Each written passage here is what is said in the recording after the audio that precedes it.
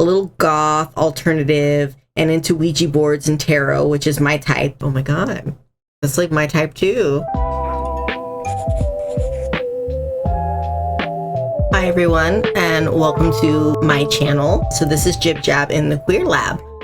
So this month's videos are going to be a little bit different than previous videos, as I'm not going to be joined by my co-host, so it's just going to be me. Since we are in October, I was thinking of having all of the dating videos themed around Let's Not Meet stories, or like spooky stories, things like that, to kind of get into the vibe for Halloween. I know I really enjoy Halloween. Mario enjoys Halloween as well. So I found this story on Let's Not Meet. They titled their story Nightmare on Tinder Street. It says, first time poster here, so please be kind for any spelling errors and such. As a bit of a backstory, I was working at a small chain motel in the Midwest as a night auditor. So my hours were normally 11 p.m. to 8 a.m. With those kinds of hours and being a woman, I'm bound to have some weird stories. The scariest time I've ever had working there happened within my first month. So it was a little before my shift started. And because I was single and 22, I was on Tinder before work. I matched with this guy who seems cool. A little goth, alternative, and into Ouija boards and tarot, which is my type. So I was very hyped at the time. We talked for a bit, and I tell him I have to go to work, and we say goodbye. Now that night was my first night off training. So I was running the motel by myself for 9 hours. I was already a little nervous, but then this vaguely familiar guy comes up to the front desk and asks for me by name. In my head, I've got red flags blaring at me because this dude is weird. Not by looks, but just by vibe. I tell him that I'm me, and he explains that he's the guy from Tinder. And he saw that I was less than a mile away, so he went to see if I was possibly working at his hotel. That's right, this guy was staying where I worked. Red flag number 2. I stay behind the comfort of my desk for 2 hours because this guy won't stop talking to me. Mostly about his ex, left him, and how he beat people up, and how he wanted to bang me. Needless to say, I was uncomfortable. And this hadn't happened to me before in a work environment, so I did not know what to do. He finally decided to go to bed at about 2 or 3 a.m., and I take a much needed smoke break. I go outside, and right after I spark up, guess who shows up? Creepy dude. I snooped a bit on his account, and he was a painter and was doing work locally, so he wasn't from here. He tells me about where he's from and keeps getting closer and closer to me. He asks if he can smoke weed, which I say yes, to heat away from me. I showed him where the cameras weren't, and he pulled me in, smelled my neck, and started grabbing my behind. I swiftly hit him and told him he better not effing touch me. I threw my cigarette on the ground and grabbed my phone to call my boss before going inside. Creepy dude rips the phone from my hand and proceeds to text himself. Now he had my number. First thing he sends me is a grotesque picture of his extremely body modded man part. I have seen some man parts in my day, but that was nothing like I had ever seen. Then came the creepy BDSM corn gifts, which captions like, I can't wait to do this to you. You know what room I'm in. Now I'm already freaking out, and I don't know why I didn't call the cops, and my boss wasn't answering. So there's me in the back office having a panic attack of my life when I get one more video. Why I clicked on it, I'll never know. I refuse to say what I saw in detail, but it was snuff porn film. Very violent, very sexual. I then locked myself in the back room, cried, and waited for a few hours before proceeding to make hotel breakfast. The text went on for a few days until I had enough and got the balls to tell my boss. He immediately kicked out creepy dude and banned him from our hotel. His company is not even allowed to book with the hotel anymore. In hindsight, I should have called the police. but I was too scared. Now that is a really creepy story. The fact that the guy was staying at her motel was extremely creepy and eerie. And the fact that he kind of like looked at the location and put two and two together and probably figured that she was at the motel as well is really, really, really creepy. One of the comments here, grab my phone out of my hands, I'll grab your eyes out of your socket. And I have to agree with that. If I have my phone in my hand and some guy randomly tries to grab my phone out of my hand, we are probably going to deck out and throw some hands. This is from the poster. I no longer have Tinder, that phone number, or any way for him to contact me. Also, I moved across the country, unrelated to the incident, so I think I'm safe, but I just hope he hasn't done this to someone else. It's easy to say, if I was in that situation, I would have called the cops, or I would have done this, or I would have done something differently when you're not in that situation. But people get into fight, flight, or fawn mode. And so for a lot of people, you know, they're not going to be thinking clearly like, hey, this is something that I need to call the cops. They're going to be thinking about their safety and what can I do to not upset this person or make this person do something dangerous to me. So they're going to want to appease the person as much as possible to kind of prevent that person from doing any kind of like damage or hurt them in any way. So I don't get on OP for not calling the cops in that situation. I mean, she did do the smart thing and call her boss. It just sucks that her boss didn't answer. I mean, of course, her boss probably didn't answer. It was like 3 o'clock in the morning at that time. So I probably wouldn't have answered either because I probably would have been asleep by that time. I do like the OP states in the story that the person was her type, because like I'm reading what she's saying and I'm like, oh my God, that's like my type too. But all the other stuff afterwards is definitely not my type. Personally, I've used Tinder in the past.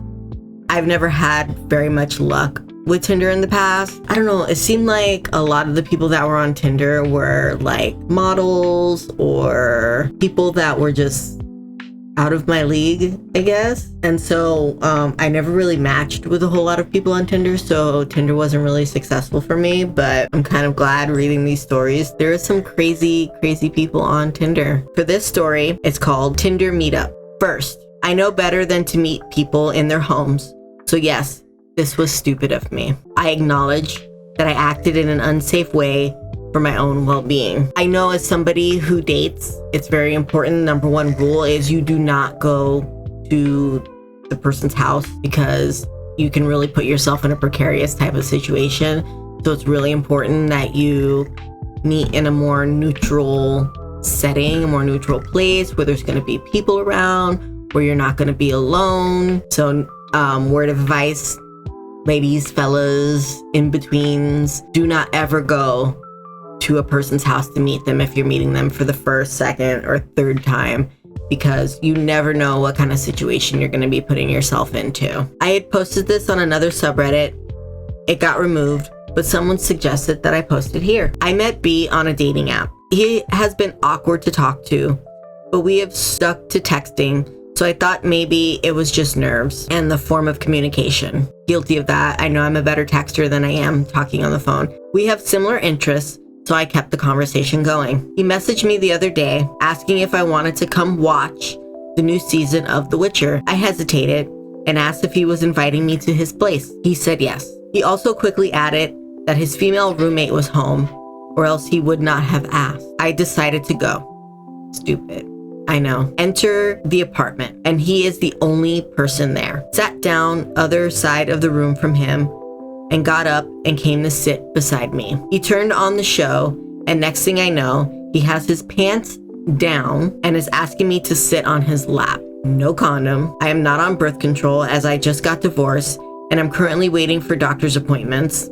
And he was aware of that because we have discussed kids, pregnancy abilities because I have teens and he has no kids and wants one. So not only did this guy think I was going to have passionate hugging with him on the first meetup, but it was cool if he apparently got me pregnant too. I stood up and went to leave, and he says, wait. I look back and he actually asked me if I would give him a hand job. I was just shocked and left and told him good luck. Some people are super super bold when it comes to talking to people. I mean, I don't think that I would ever have the gall to be able to like do that to somebody on a first date. I know if I was in a situation and I saw that, I think my first instinct would be to GTFO. I would just leave that situation. I would not want to stay in that situation. Like, the fact that you just walk in and the first thing this guy does is pull his pants down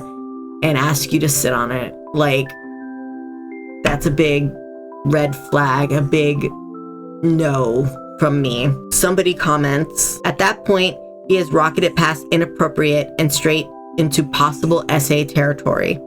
At that point, it's no longer, hey, I don't want to hurt this guy's feelings, this is awkward. It's get out now. As he demonstrated by knowing you were uncomfortable and continuing to push. I had a dude do almost the same. He had gone to take a shower and was proud of himself because he didn't come out just wrapped in a towel. I faked an emergency to get out and he still wanted a kiss at the door before I left. Ew. And OP responds, honestly, when I first got there, the light was on and in one of the bedrooms. So I asked him if his roommate was in there because I didn't hear or see anyone else. Then he got sheepish and said she left for work. I should have noped out of there right there. I don't understand why people lie or act this way, but I'm lucky it wasn't worse. The fact that the guy knew to use his roommate as a ploy to get you to come over saying, hey, yeah, my roommate's gonna be here. You're not gonna be alone. You can come over, to like break your barriers down, to get you comfortable, to get you to want to come over, is really some psycho behavior, because the guy knows what to do to get you to feel comfortable, to break your barriers down, to get you to come over. So that tells me right there that he's done this before. You're not the first person that he's done this with. He's probably done this to a few different other girls. And reading the comments is really scary because there are a lot of females in the comments who have very similar stories. Like this similar story. I believe you. Almost the exact same thing happened to me. Once I was coerced and badgered into giving a hand job. Once a guy literally laid in front of the door until I gave him head. Men have no shame, and yet they don't believe these things happen all the time to women. They pretend ignorance about the unspoken threat that we both know is there in those situations. I'm proud of you for being able to walk away. A lot of us, myself included, eventually agreed to the act to get myself out of the situation safely. But we all know that's not true consent. Such BS. No one knows what they would do in a situation like that. You can say, like I said, I would probably nope the F out of there, but you don't know until you're put in that situation what instinct is going to kick in, that fight, that flight, or that fawn. Like, are you going to fight your way out of it?